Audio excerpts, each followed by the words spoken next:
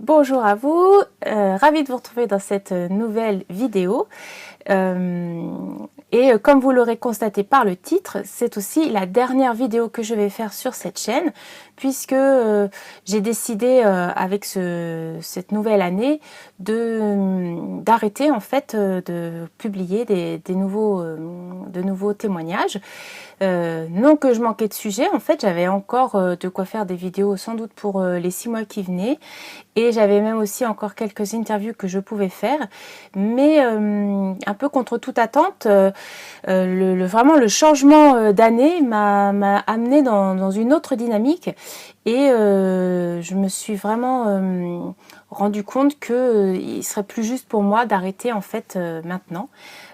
Avec une sorte de grosse vidéo, je sais pas combien de temps elle va durer, qui va faire donc un bilan global de la chaîne, de l'année qui s'est écoulée, mais aussi, comme je l'ai indiqué dans le titre, des 3 années qui se sont écoulées depuis le stage avec Franck Lobvet. Tout ça va un petit peu ensemble, puisqu'en fait tout m'a aidé, tout m'a apporté, tout m'a enrichi, à la fois ce que j'ai partagé sur cette chaîne, aussi le fait de le partager, le fait de s'intéresser à la vidéo pour pouvoir publier les vidéos, enfin toutes ces captures.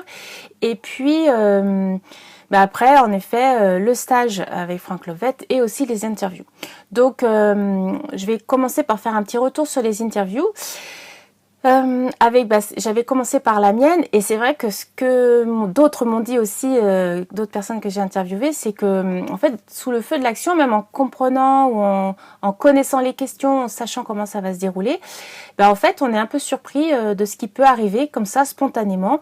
On a des sujets qui vont venir, d'autres qu'on va complètement occulter, et je me suis rendu compte après coup qu'il y avait des choses importantes qui me sont pas venues spontanément, parmi les ressources par exemple. Pendant l'adolescence, j'ai pas du tout parlé de la musique alors que c'était quelque chose de très important, en particulier Dépêche Mode que j'ai découvert à cette période-là, et qui m'a suivi pendant des décennies, et c'est vraiment un groupe que j'apprécie toujours, en tout cas pour les chansons qui m'ont accompagnée durant toutes ces années. La musique tout court aussi, le fait de pouvoir écouter la radio, ce que j'ai fait à partir de la 6e, enfin voilà, il y avait comme une émancipation et vraiment le goût de la musique. Et puis, il y avait aussi le Marais. Il me semble avoir dit déjà dans d'autres capsules que je venais d'un Marais. Et en fait, à l'adolescence, j'ai pu partir dans ce Marais seule avec la barque de notre coin qu'on appelle le chaland. Et mon grand-père m'avait appris à percher, donc en fait à diriger le chaland avec une perche. Et c'est vrai que j'avais fait ça en même temps qu'un de mes cousins qui lui apprenait pour pouvoir travailler l'été sur un des ports de ce marais. Et ensuite, en fait, on a passé pas mal de temps à partir ensemble, soit avec ce cousin, soit avec un autre, enfin 2 cousins et moi sur le Marais, avec le chaland de mon grand-père, soit toute seule. Et en fait, ça, c'était un ressourcement complet, déjà parce qu'on se marrait bien quand on était avec mes cousins, mais aussi tout seul, c'était là, rencontrer quelqu'un, c'était quasiment peu probable, c'était vraiment une immersion dans le silence, dans la nature, et dans la tranquillité de l'eau calme, voilà. Donc c'était vraiment très très ressourçant, en plus du vélo dont je vous ai parlé. Et puis j'ai aussi complètement occulté de parler de la montagne dans la période de jeune adulte et d'adulte, parce que vraiment la montagne, là pour le coup, ça a été une vraie découverte, mais c'était un ressourcement rien qu'en voyant les montagnes, cette grandeur, cette immensité, comme l'océan d'ailleurs. J'ai très souvent été, quand j'ai eu mon permis, en voiture, mais quand j'avais pas mon permis, j'allais à vélo en bord de mer. Donc l'océan a été aussi une très grande ressource, la nature en tant que telle, les balades en nature. Et aussi donc cette immensité, être face à du grandiose, et j'étais quand même assez surprise finalement de ne pas du tout l'avoir nommé. J'ai pas nommé aussi certaines personnes parce que peut-être aussi je les associe c'était pas associé avec le biais qui était pris par ce questionnement de ce qui était plus difficile et les ressources pour traverser ces moments difficiles, même si vraiment à la montagne je ne peux qu'associer mon amie Agnès, qui était une amie très très importante déjà à l'époque, et quelqu'un vraiment profondément une affinité profonde, avec un humour que j'adore, avec on a eu vraiment, je l'ai rencontré dans le cadre du travail et on a eu vraiment des échanges, mais on avait une vraie affinité intellectuelle, culturelle et du sens de l'humour. Donc vraiment une amitié très importante.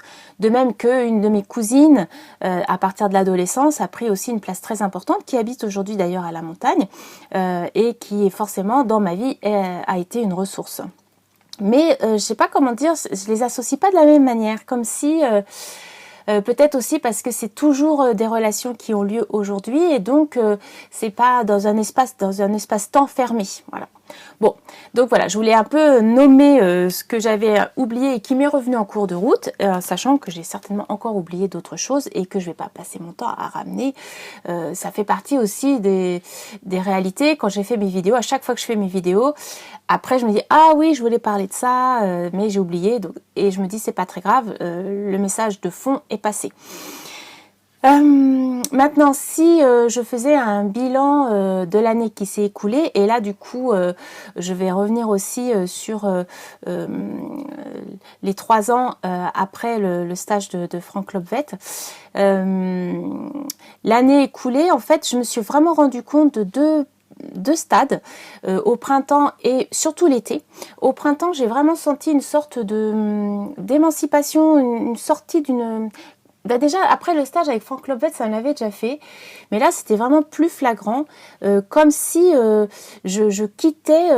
comme si je quittais une sorte d'hypnose. On connaît l'hypnose de cabaret, où en fait, la personne, celui qui hypnotise, va faire n'importe quoi, ou presque n'importe quoi, des choses relativement ridicules et amusantes, la plupart du temps, aux personnes qui se portent volontaires.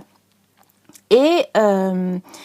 de ce qui est dit, en tout cas, pour en avoir parlé aussi avec une collègue qui a participé à ce genre d'événement, eh bien en fait, on reste conscient d'une certaine manière, mais en fait, malgré tout, on n'a pas de... C'est comme si on était spectateur de ce qui se passe. Et vraiment, ce printemps, j'ai vraiment eu ça, un peu comme si, hop, je sortais de cette hypnose et je me disais, mais je me rendais compte comme si ma vie d'avant, jusqu'à maintenant, elle répondait à des impératifs ou elle répondait à des objectifs qui me semblaient étrangers ou qui me semblaient en tout cas terminés, mais qui ne correspondaient pas nécessairement à ce qui m'animait profondément. Et ça m'a vraiment beaucoup interpellée quand on fait de la psychogénéalogie, quand on fait les constellations familiales, on observe ça. On a aussi toute la thématique des gisants. Voilà, il y a des choses comme ça où on dit qu'on peut vivre la vie de quelqu'un d'autre. Et vraiment, j'ai compris aussi cette phrase que parfois on entend en développement personnel, qui est si c'est pas moi qui vis ma vie, qui est en train de la vivre? Et donc, je me suis vraiment rendu compte de ça, de comment dire, de la force de la transmission généalogique et bon, très certainement ça a un sens pour soi, hein, on n'a pas, puisque a priori on choisit sa famille, dans certaines croyances c'est ce qu'on dit, et que du coup on suit une sorte d'énergie pour venir expérimenter ou vivre des choses qu'on a à vivre à un certain moment dans notre histoire d'âme. Eh bien si je suis le fil que j'étais en train de suivre, ça voudrait dire qu'en fait, le poids de la généalogie, c'était que il y avait des... C'est comme si, admettons, j'arrivais sur Terre avec mes objectifs. Et puis, en fait, j'arrive dans cette famille. Et dans cette famille, il y a toute une transe sur des thématiques importantes pour cette famille-là, de choses non réglées par exemple, et que cette famille demande à régler, et qui est un petit peu en résonance avec ou beaucoup en résonance avec mes problématiques antérieures, de vie antérieure on va dire, ou karmiques. Eh bien il y a un moment donné où j'ai l'impression en tout cas qu'il y a une forme de perte de spontanéité ou d'autonomie, et où on se fait happer par cette généalogie, comme par moments on peut se faire happer par ses émotions, par moments il y a des trucs on va se laisser énerver, et une fois qu'on est parti dans cet engrenage, voilà, ça part tout seul. C'est vraiment ce qu'on peut appeler une hypnose ou une transe. On rentre dans quelque chose où ça nous dépasse et on n'a plus vraiment le contrôle sur ce qui se passe. Et j'ai vraiment senti ça en ayant vraiment ce questionnement de à qui ça profitait en fait, à quoi je répondais, c'est pourquoi je suivais ces objectifs-là.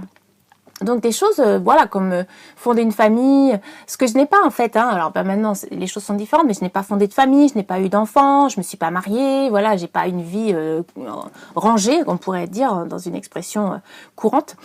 Et en fait, j'avais quand même cette impression que je passais à côté de quelque chose parce qu'il aurait fallu. Alors en particulier avoir des enfants, ça c'était un gros sujet de la famille. C'est vraiment un gros sujet. Je veux dire, je suis pas la seule à venir bosser ce sujet-là dans cette famille-là. On a été quand même au niveau des cousins-cousines. Du côté de ma mère, on est quand même 6 filles et chacune on a une histoire très particulière par rapport à la maternité ou à la non-maternité. Et donc en fait, voilà, je me suis rendu compte de ça et qu'aujourd'hui, c'est plus un sujet. Voilà, ça veut dire que en fait, ça a été vraiment un sujet très fort. Et le stage de Frank Lobvet, par différentes combinaisons, en fait, m'a permis de dépasser ça et aussi de me remettre à jour, c'est-à-dire de voir l'âge que j'ai et de se dire ça c'est un projet qui ne peut plus avoir lieu ou qui n'a plus sens, voilà. Et je pense que quand on est dans cette transe, par moment, on oublie l'espace-temps. Donc il y a plein de choses où ça m'a permis de me remettre à l'espace-temps où je suis, à l'âge que j'ai, voilà, d'être plus incarnée, plus alignée plutôt avec là où j'en suis réellement et non plus être dans des divagations où c'est dans la tête des boucles inachevées qui continuent de tourner. Donc ça, c'est la première chose au niveau à peu près vers le printemps. Et dans l'été, vraiment dans l'été, j'ai senti que je sortais de l'influence de Frank Lobvet. Et ça, c'est quelque chose de particulier à nommer. Ça veut dire que quand on suit un coaching, par exemple, ou quand on va quelque part, on est porté par une énergie du lieu ou par des personnes et on peut être galvanisé, ça peut nous porter longtemps. Et c'est vrai que Frank Lobvet avait dit dans certaines vidéos que certains de ses stagiaires, ils vont mettre 2 ou 3 ans avant de vraiment comprendre ce qui a été dit ou vécu pendant un stage. Et moi, il y a beaucoup de choses qui me sont venues en cours de route. Et là, c'est pas tant l'impression de comprendre, c'est plutôt l'impression de me réapproprier qui je suis ou sans tous ces programmes qui ont été désamorcés en fait pendant le stage. Et c'est un peu comme si pendant le stage, ça avait secoué la boule à neige. Et que pendant 2 ans et demi, parce que ça faisait 2 ans et demi, pendant 2 ans et demi, eh bien, la neige de la boule s'est mise à descendre, et que cet été, c'est comme si là, ça y est, la neige, elle était déposée au fond, et qu'enfin, je voyais complètement le personnage au milieu, c'est-à-dire, admettons moi, vu l'image que je prends, et que en me regardant, je pouvais me voir différemment. Je pouvais voir vraiment la personne que je suis, avec beaucoup moins de brouillard, beaucoup moins de voile gênant la vue. Et j'ai trouvé ça aussi très intéressant parce que j'ai ce côté où une forme de bien-pensance qu'on a peut-être pas tous, mais certains par l'éducation. Donc, comme expliquait Frank Lobvet aussi, le côté de la bonne personne. Et en fait, je pense que j'avais beaucoup de jugement et la peur de qui j'étais ou de ce que je pouvais être, qui pouvait être reproché ou critiqué. Et cet été, en fait, je me suis vraiment, j'ai vraiment senti ce moment où je me suis dit, maintenant que je me suis libérée d'un certain nombre de poids, d'attendus, de préjugés ou de je ne sais quoi, je vais pouvoir découvrir qui je suis vraiment, qu'est-ce qui m'anime, qu'est-ce que j'ai au fond. Et comme j'ai pu entendre dans pas mal de vidéos que j'ai pu suivre d'autres personnes, avec des expressions différentes, mais de dire c'est quoi ma couleur propre dans ce monde, quelle est la note que j'apporte moi dans la symphonie du monde, c'est quoi ma fréquence, voilà, on a plein d'expressions différentes selon les personnes. Et en fait, j'ai vraiment senti ça à un moment, c'est cette conscience qui se disait, tiens, je vais enfin, d'une certaine manière, découvrir qu'est-ce que j'ai dans le ventre, comme on dirait, découvrir c'est quoi moi en fait, qu'est-ce que j'ai à apporter et assumer aussi, voilà, avoir le courage ou avoir la foi, avoir l'enthousiasme d'une certaine manière d'assumer là où j'en suis, qui je suis, ce que je pense en fait. Et je me suis vraiment fait cette réflexion-là par rapport aussi à Frank Lobvet où impressionnable et impressionné que je suis ou que j'ai été, il y avait ce côté où comme si lui en fait il est arrivé à un certain niveau et que du coup ce qu'il sait ou ce qu'il dit ou ce qu'il pense, ça a valeur de vérité absolue. Et du coup cet été je me suis dit, j'ai senti ce côté de mais moi aussi j'ai le droit d'avoir mon avis et que mon avis diffère d'autres gens et cet avis-là a autant le droit d'exister que n'importe quel autre avis. Et du coup d'avoir la force de l'assumer et de porter cet avis, de porter cette façon d'être au monde, d'oser l'être en fait. Oui, d'oser l'être, je pense que c'est l'idée. Et donc, depuis cet été, il y a tout ça qui chemine pas mal et sans avoir encore bien trouvé ou senti c'était quoi ma note dans ce monde. J'ai l'impression que c'est quelque chose qui est très ténu et qui est aussi un peu fragile, qu'il faut laisser le temps voilà, comme une graine qui a été semée et lui laisser le temps de pousser avant d'avoir quelque chose de solide, de repérable et sur lequel on peut s'appuyer. Donc là, je suis vraiment dans cette étape-là, c'est comme ça que je le sens et donc je laisse un peu mûrir. Et c'est vrai que depuis le stage de Frank Lobvet, la pertinence de cette chaîne sur laquelle je faisais des vidéos, je l'ai régulièrement remise en cause. Mais malgré tout, je trouvais toujours un intérêt à partager ce que j'avais fait, partager mes expériences. Peut-être aussi de temps en temps mon point de vue, mais plus, voilà, je me disais, une expérience c'est certainement moins attaquable qu'un point de vue. Mais j'avais quand même ce besoin et cette envie de témoigner, de partager, d'apporter ma touche dans ce monde. Donc le stage de Franck, pour faire un bilan sur les 3 ans, bon ben j'ai fait déjà plusieurs vidéos, mais il est évident pour moi que ce stage il a été fondamental, qu'il continue de faire émerger des choses, que régulièrement je prends conscience de comportements ou de façon de penser, et que maintenant en fait ça m'a donné le courage de les regarder. Le courage de les voir, de me dire ah oui j'ai ça aussi et de me juger le moins possible ou de constater. En fait un peu comme voilà, je constate comment je suis, que dans telle ou telle situation je vais avoir ça qui se met en action et d'être du coup moins pris par cette facette-là. Avec aussi l'aide, comme je vous en ai parlé régulièrement aussi, de Fabrice Midal, donc qui adoucit un peu le message que je trouve plus brutal ou plus brut de décoffrage de Frank Lobvet, mais pour moi ils suivent un peu la même direction et donc voilà, nourrir ce courage et c'est comme si en fait le stage m'avait donné un espace où je suis maintenant capable d'accueillir certaines facettes. Je vois que j'ai encore des points de fragilité, tout ce qui concerne les angoisses, les peurs, les formes de phobie, ça je suis encore à les observer, avoir envie de les fuir. Et donc maintenant je me dis, voilà, je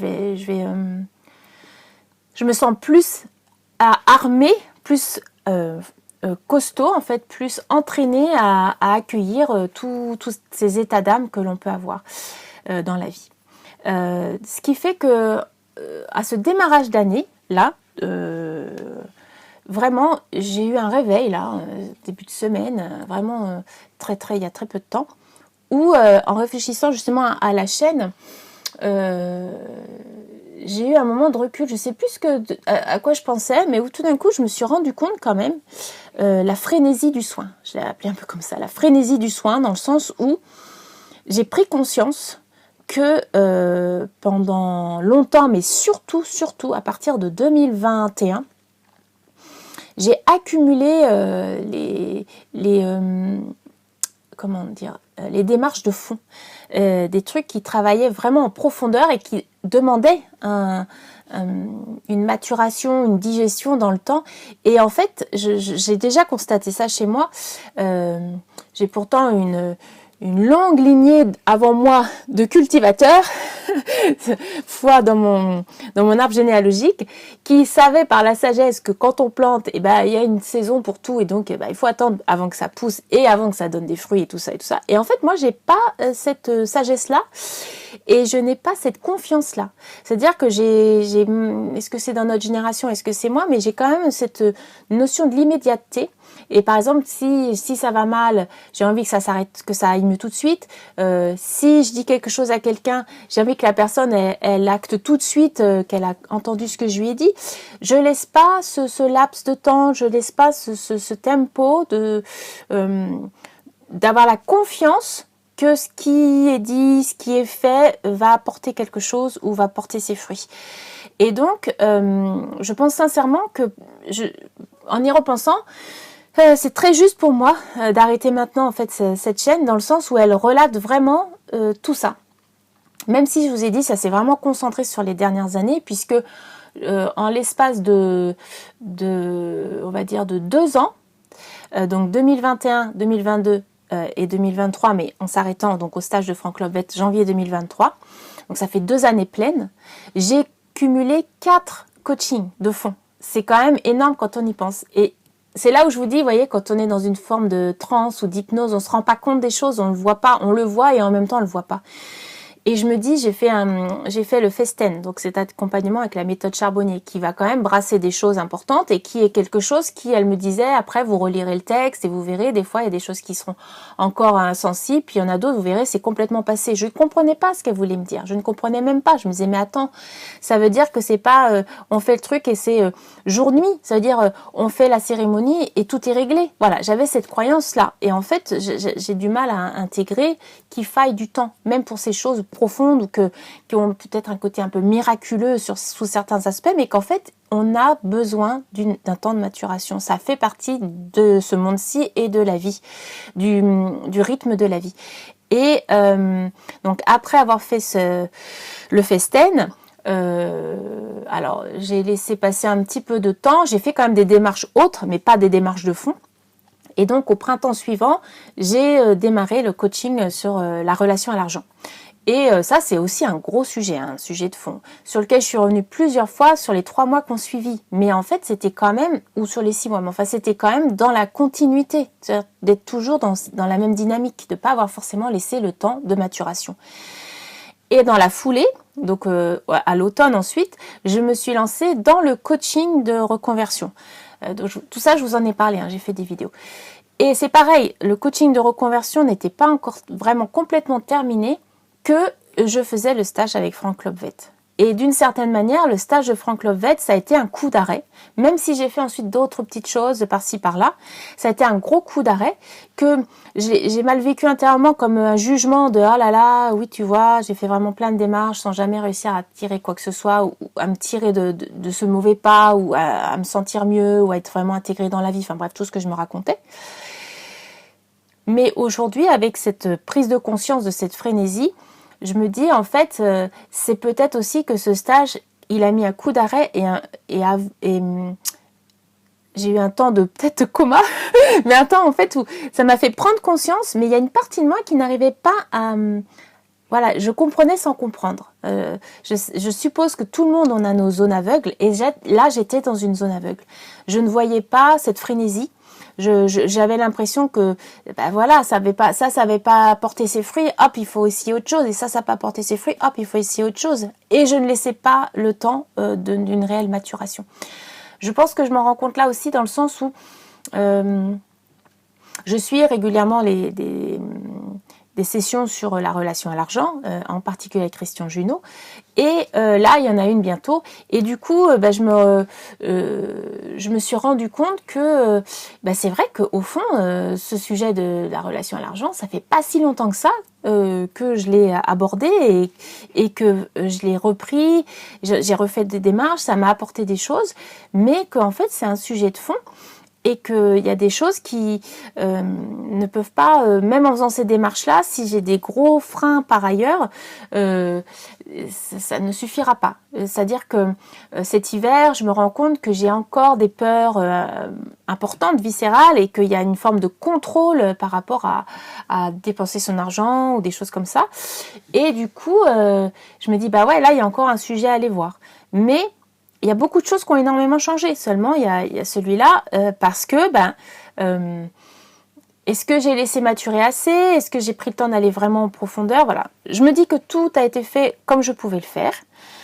J'ai quand même maintenant cette douceur envers moi-même, cette indulgence si on veut, mais c'est plus une sorte de bienveillance, de me dire que j'ai fait comme je pouvais et surtout, le fait de prendre conscience de cette frénésie me permet aussi maintenant de peut-être avoir de plus être ajustée dans ma recherche d'aide quand j'ai besoin d'aide à l'extérieur.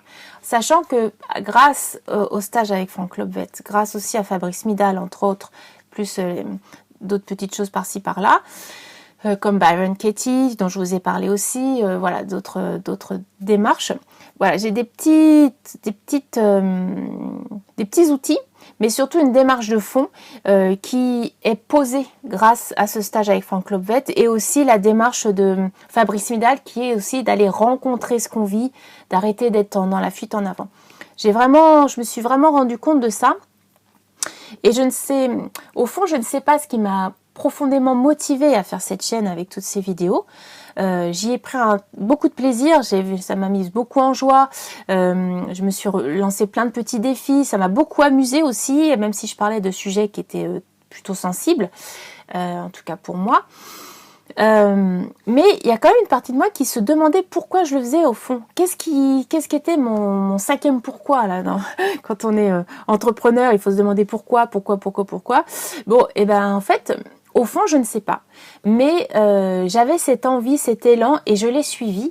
Quelque part, c'est un peu ça la vie aussi. Il y a des choses, on ne peut pas tout expliquer. Et puis, il se trouve que là, j'ai l'impression que je passe à autre chose. Et que donc, l'énergie que j'ai mise dans cette chaîne, mais aussi, du coup, l'énergie que porte la chaîne avec une Gladys très blessée certainement à certains endroits et qui avait un besoin de reconnaissance, un besoin de faire valoir et puis un besoin aussi d'être là, de dire à d'autres personnes qui seraient dans une situation similaire, de dire bon voilà, vous n'êtes pas seul et puis il y a ces solutions là éventuellement et si on pouvait tester ceci ou cela ou si vous avez besoin d'un retour d'expérience, voilà, je vous propose ça.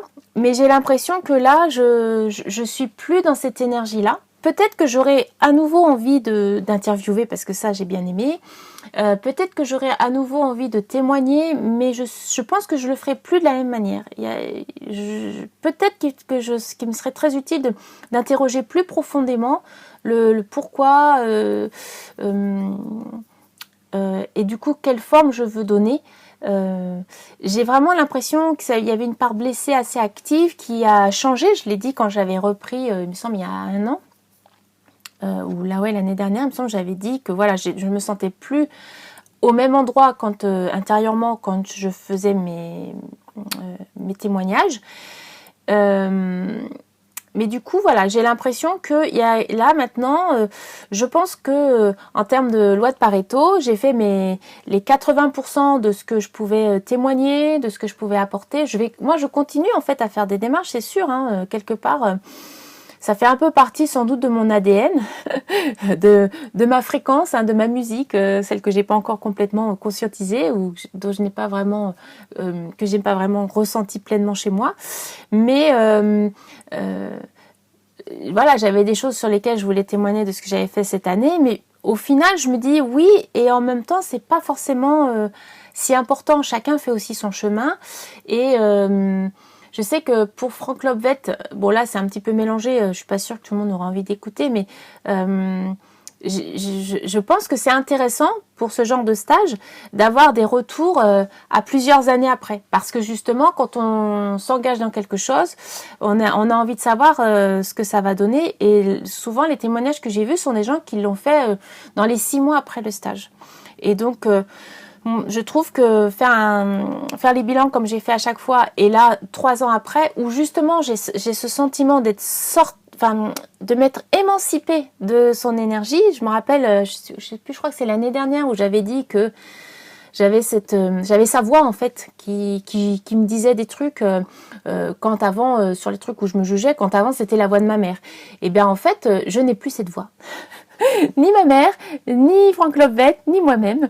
Donc voilà, c'est quelque chose que je n'avais pas constaté tout de suite, mais en fait là dernièrement, je me suis dit ah ouais, en fait, j'entends plus en fait, j'ai plus ça, j'ai plus ce truc là, et du coup je suis beaucoup plus tranquille globalement dans ma vie, parce que ce procureur général, comme dit Fabrice Midal, est beaucoup moins actif, je le sens pas du tout pareil. J'ai l'impression que je suis beaucoup plus en soutien de ce que je vis, déjà de moi à moi.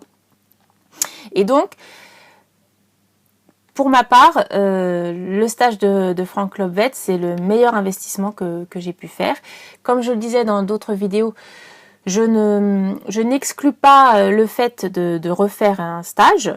Je me disais immersion ou pas, donc ça c'est pareil, j'ai un petit peu changé mon point de vue. Voilà. J'ai l'impression en fait maintenant que je retrouve un peu mon bon sens personnel, et que je ne donne pas tout pouvoir à l'extérieur ou à quelqu'un d'extérieur. C'est-à-dire j'entends la sagesse de l'autre, j'entends ce qui me plaît, mais finalement je me dis pas oh là là, j'ai un manque là, c'est un gros vide chez moi, il faut que je le remplisse, qui peut le faire, qui est le mieux placé pour le faire. En fait, je pense que j'avais vraiment quelque chose comme ça qui s'activait chez moi et que j'ai plus forcément, donc mes intentions seront aussi différentes dans la majorité des démarches que je vais entamer maintenant, que ce soit refaire un stage avec Franck Lobvet ou que ce soit d'aller suivre certains soins. Comme là, j'ai engagé un petit cycle de soins dans la reconnexion à la femme, avec des choses tout à fait curieuses, en tout cas pour moi, et que voilà, que je vais découvrir, et qu'il y a maintenant c'est plus vers la rencontre de ce qui m'anime, la rencontre de ce qui est au fond de moi. Donc pour faire un bilan maintenant de la chaîne, alors vraiment c'est un super bilan, hein. Honnêtement, je pensais pas que j'allais m'intéresser à la vidéo comme ça, que j'allais être dans tout ce qui est informatique pour pouvoir résoudre mes problèmes, tous les problèmes techniques. Et puis le montage, tout ça, des choses. J'ai pas fait beaucoup de montage, hein. J'en ai fait un peu pour les interviews, mais assez peu parce que j'ai pas les outils qu'il faut, donc ça me prend beaucoup de temps. Par contre, voilà, j'ai vraiment aimé cet univers. C'était une découverte. J'ai suivi mon envie. C'était voilà. Et ce qui est intéressant aussi, c'est qu'au départ, ce projet, il a aussi eu lieu parce qu'il devait répondre à... C'était une sorte de test pour un autre projet dans mon projet de reconversion. Et il me semblait que c'était... ça faisait longtemps que j'avais envie de témoigner de mon parcours. Et pour un autre sujet, je voulais... me familiariser avec les vidéos, et donc j'ai décidé de tester d'abord avec mon parcours. Au final, mon projet autre donc de reconversion est complètement en stand-by. Certainement même si je me mets un jour à mon compte, ce sera pas du tout le sujet. Ça aussi, vous voyez, il y a quelque chose en fait de l'ordre de vraiment comme du bon sens, revenir au sens des réalités. Moi, je me suis rendu compte là que j'étais très bien en étant salariée, qu'en fait, je suis pas sûre que j'ai envie d'assumer cette pseudo-liberté de l'entrepreneur qui en fait doit faire face à ses peurs de générer des revenus, doit faire des démarches pour se faire connaître, ou il y a quelque chose qui me semble lourd aujourd'hui, alors que ça m'a beaucoup porté ces dernières années, que ça m'a beaucoup aidé en fait. J'ai rencontré plein de gens riches, très intéressants, et des gens importants qui ont aujourd'hui une place importante dans ma vie grâce à ce projet qui n'a pourtant pas vu le jour. Mais le projet en lui-même était déjà une partie du chemin. Et donc, je me dis finalement, il y a plein de choses en fait qui devaient nourrir aussi en fond cette envie, cet élan de faire ces vidéos sur la chaîne YouTube. Et tout ça, c'est un petit peu éteint au fur et à mesure. Et donc, c'est sans doute pour ça que, sans en avoir vraiment pris conscience ou sans l'avoir vu venir aussi rapidement, eh bien, ce début d'année, année 1, 2026, ce début d'année, en fait, a amené vraiment une énergie différente. J'ai fini l'année en étant très motivée, j'ai fait les interviews, il y en avait d'autres encore sur le feu éventuellement pour le début d'année. J'avais tout, voilà, j'avais déjà planifié sur les 6 mois à venir ce que j'allais faire comme vidéo.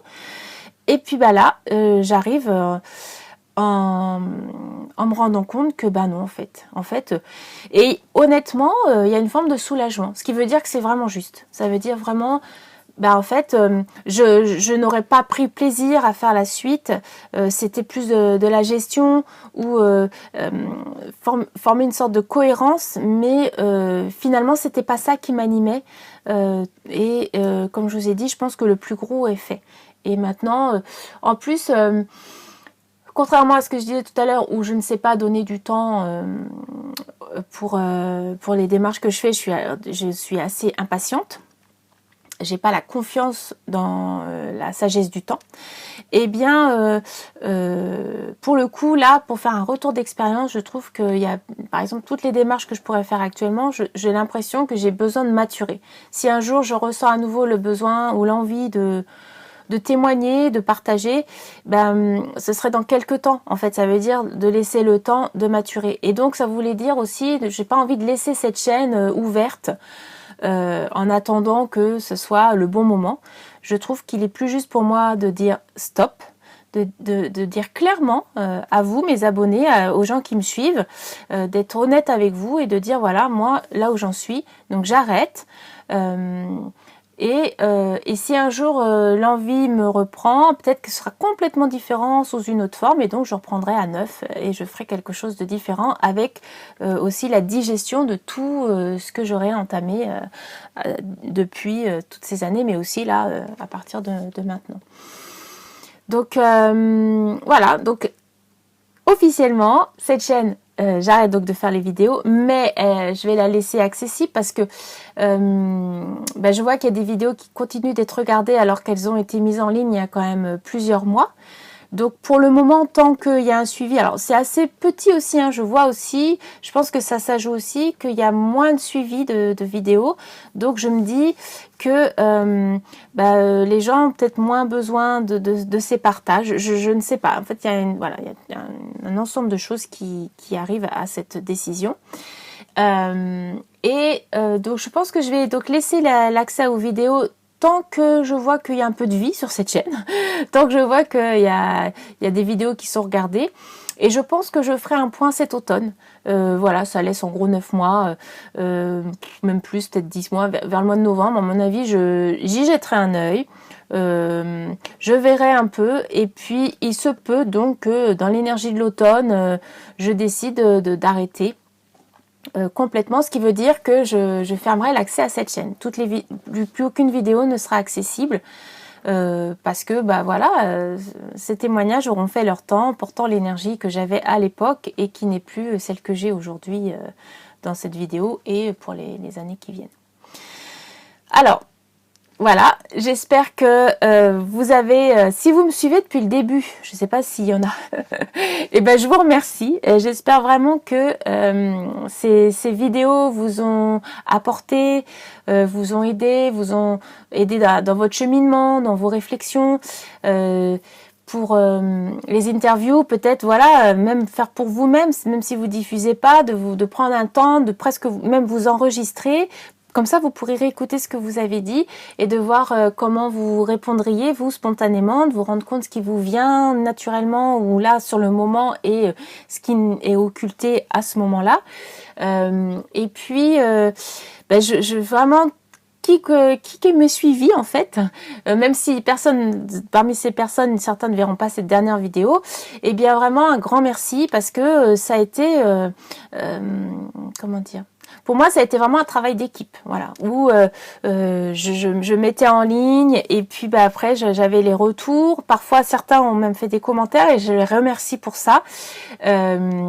J'ai pu dépasser pas mal d'appréhension et de peur, la peur d'être sur un réseau social, d'être sur YouTube, qui est quand même une sorte de visibilité énorme, et qu'au final, en fait, pas du tout, parce qu'il faut que les gens tombent sur nous, il faut que l'algorithme veuille bien nous faire apparaître, et donc du coup, il n'y a pas tant de visibilité. Dépasser aussi la peur des commentaires, la peur d'avoir de mauvais commentaires et comment je les vivrais, et donc du coup, je me suis rendu compte qu'il y a assez peu de commentaires, que la majorité des commentaires que j'ai eu étaient des commentaires bienveillants, sympathiques, et du coup voilà, ça m'a permis de dépasser un certain nombre de préjugés ou d'appréhensions, et de peut-être me rendre compte que même le monde virtuel n'est pas un monde aussi, n'est pas une jungle telle qu'on pourrait l'imaginer. Après voilà, j'ai pas une énorme notoriété bien sûr, même toute petite, donc ce qui veut dire que je n'ai pas non plus attiré peut-être beaucoup de commentaires relativement malveillants, mais je crois quand même que ça a montré aussi une sorte de pourcentage, et que le pourcentage de personnes mal intentionnées est vraiment très très faible, et encore mal intentionnées, ma foi, j'en sais rien, ça parle surtout des gens en fait, mais est finalement très très faible par rapport au nombre de personnes qui suivent et au nombre de personnes qui passent le pas de laisser un commentaire. Donc vraiment merci beaucoup. Et donc merci de m'avoir suivi, merci d'avoir regardé cette vidéo si vous l'avez regardée donc jusqu'au bout. Je vous souhaite vraiment le meilleur, beaucoup de bonnes ondes pour les années à venir. Donc voilà, en numérologie c'est l'année 1, donc c'est un cycle on recommence quelque chose, c'est un recommencement, et donc je vous souhaite d'y semer des graines qui porteront de très beaux fruits d'ici l'année 7, il me semble que la moisson c'est 7-8, et puis au plaisir, qui sait, au plaisir de vous retrouver, soit en vrai, soit peut-être sous d'autres latitudes virtuelles, et puis écoutez, je vous souhaite donc tous mes vœux pour 2026 et pour toutes les prochaines années, en vous souhaitant le meilleur et en espérant que vous avez vous aussi passé un bon moment en ma compagnie. Merci beaucoup à vous.